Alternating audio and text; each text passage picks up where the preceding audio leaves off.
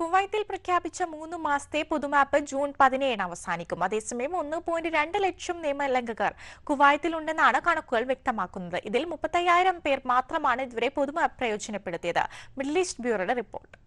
കുവൈറ്റിൽ പ്രഖ്യാപിച്ച 3 മാസത്തെ പൊതുമാപ്പ് ജൂൺ 17 അവസാനിക്കുകയാണ്. നിയമലംഘകർ ഇനി ഒരാഴ്ചക്കുള്ളിൽ രേഖകൾ ശരിയാക്കി താമസം നിയമവിധേയമാക്കണം, അല്ലെങ്കിൽ രാജ്യം വിട്ടു പോകണമെന്ന് കുവൈറ്റ് ആഭ്യന്തര മന്ത്രാലയം ആവർത്തിച്ച് വ്യക്തമാക്കി.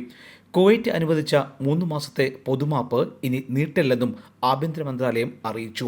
നിയമലംഘനത്തിന്റെ കാലയളവ് അനുസരിച്ച് പരമാവധി 600 ദിനാർ പിഴ അടയ്ക്കേണ്ടി വരും. അതേസമയം പൊതുമാപ്പ് കാലാവധിക്ക് ശേഷവും രാജ്യത്ത് തുടരുന്ന നിയമലംഘകരെ പിടികൂടി ആജീവനാന്ത പ്രവേശന വിലക്ക് ഏർപ്പെടുത്തി നാടുകടത്തും. ഇത്തരക്കാരെ കണ്ടെത്താൻ ജൂൺ 18 മുതൽ പരിശോധന കർശനമാക്കും.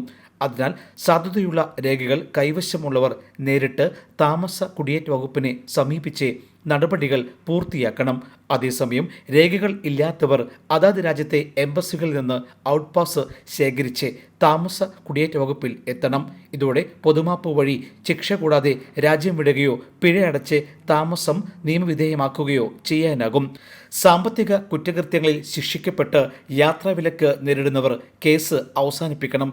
എങ്കിൽ മാത്രമാണ് താമസ കുടിയേറ്റ വകുപ്പ് നോ ഒബ്ജക്ഷൻ നൽകുക. ഇപ്രകാരം NOC കിട്ടിയാൽ ഇത്തരക്കാർക്ക് രാജ്യം വിട്ടുപോകാനാകും. Jai Hind news bureau, middle east.